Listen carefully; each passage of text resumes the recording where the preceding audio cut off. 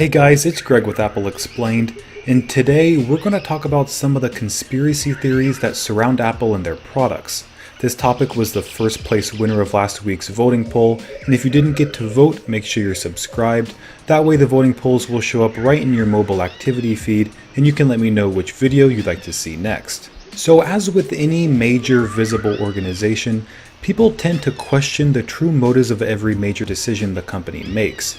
Some of these theories can be pretty far-fetched and they mostly resonate with small, more niche groups of people, but others seem to have some pretty sound evidence. I'm going to go through some of the biggest of these conspiracies, including the evidence that supports or disproves them. Now, probably the biggest and longest running Apple conspiracy is that of planned obsolescence. Basically, planned obsolescence is the idea that any company, not only Apple, intentionally designs its products to be unusable after a certain period of time. This ensures that customers buy new, upgraded, and usually more expensive replacements as the years go by, essentially guaranteeing that the company will remain profitable rather than people just buying a product and using the same one for 10 or 20 years. Now, a lot of different companies have been accused of planned obsolescence, but it's especially prevalent among tech companies and Apple in particular. Now, there are several parts to this theory when it comes to Apple products, and the first is their software. Basically, the theory is that a few months after a new device is released, Apple begins to introduce software updates that drain battery life faster, throttle performance, and reduce the overall functionality of the device. Now, the incremental pace at which the updates slow devices isn't enough for most people to notice right away, but over time, many users find themselves getting so frustrated with apps crashing or slowing down that they begin to consider buying a new version of that device. Now, this theory may not be 100% true, but there is some evidence to back it up. For example, back in December 2017, Apple admitted to slowing down older iPhones, and the reason they gave for doing it was because as the iPhone's battery weakens and degrades, it increases the likelihood of system-wide crashes, which would obviously frustrate a lot of users, so Apple limited software performance in order to keep the operating system stable. And when users replaced the batteries in their older iPhones, they saw performance improvements across the board. Now, could Apple have been throttling the older iPhones more than they needed to be? Maybe, but we'll never really know the whole story. All we know so far is Apple's reasoning checks out, and there's now an option to turn off performance management in the iPhone settings. Now, another conspiracy theory that's sort of related to planned obsolescence is that Apple intentionally seals their devices shut so users can't replace or repair anything themselves. That way, you have to send it in to Apple and pay them a lot of money to fix it, or just buy a completely new device.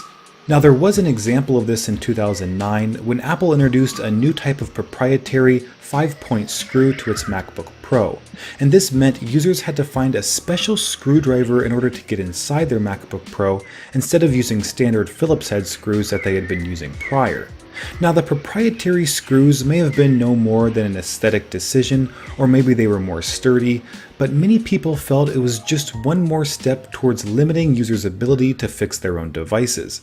And if you think about it, we all used to have flip phones with replaceable batteries where you could just slide off the back, but today it's almost impossible to find a smartphone with that same level of access. And that means third-party repair shops are becoming much more limited in what they can do, and some even refuse to service certain devices completely. Now, according to the planned obsolescence theory, this is a deliberate move by Apple to make more money by forcing customers to repair their iPhones or iPads through them, or by forcing customers to buy new devices. But in Apple's defense, there are legitimate reasons to seal their devices shut. For example, when the user-replaceable battery in the MacBook became non-removable, it allowed for a much bigger battery that provided longer battery life.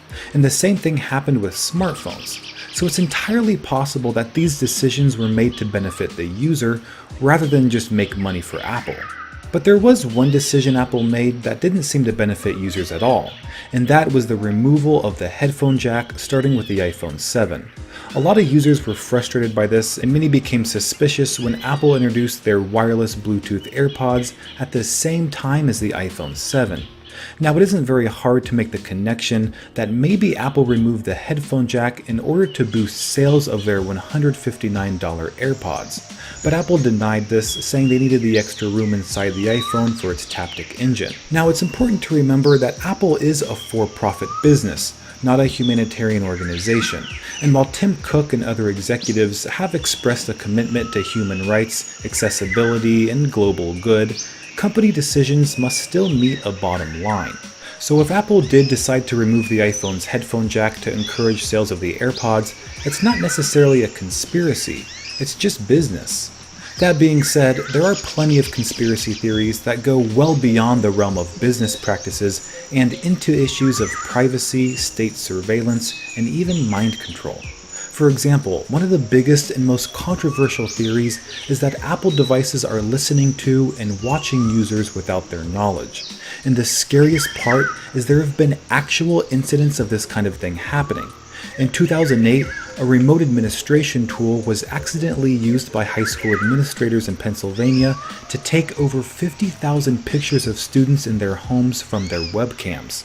In 2013, an application called ICU allowed hackers to remotely access the webcam on MacBooks without triggering the green indicator light. So strangers were able to watch and record users without them knowing, and this all became public knowledge when Miss Teen USA Cassidy Wolf received an extortion attempt that included over 100 nude photos of her taken remotely by her own notebook.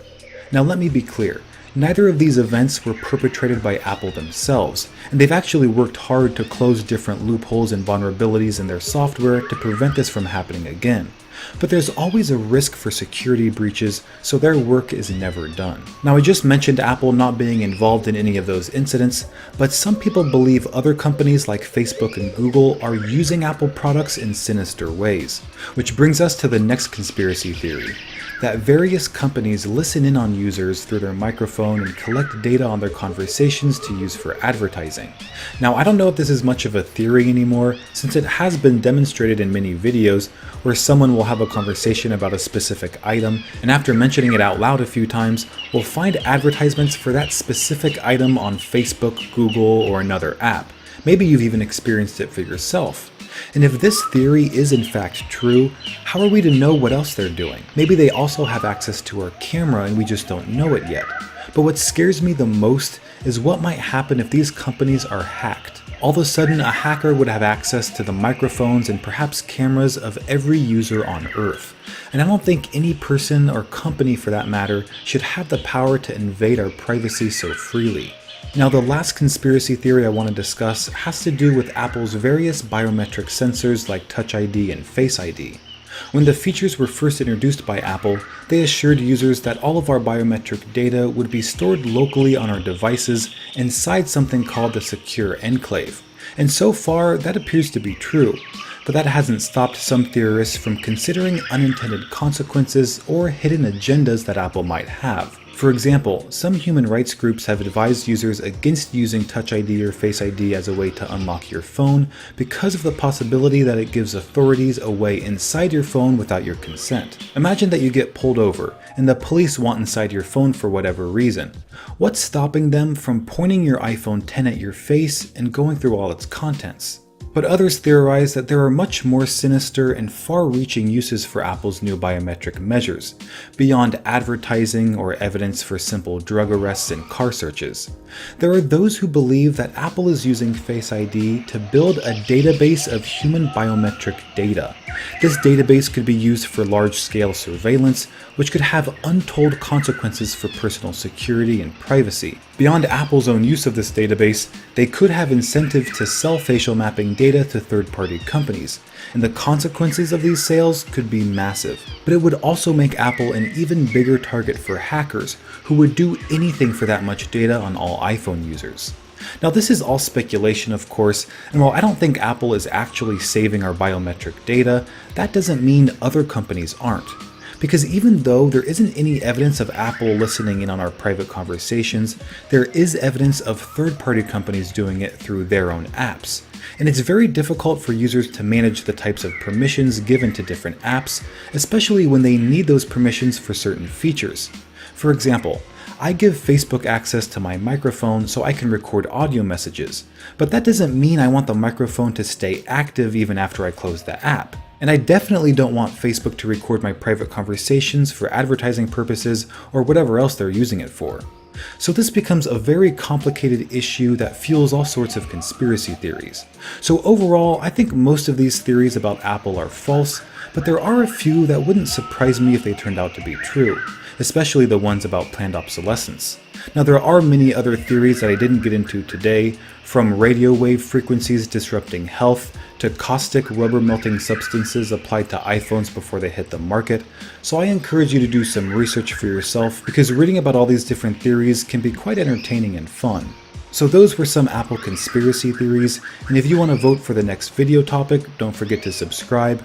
Thanks for watching, and I'll see you next time.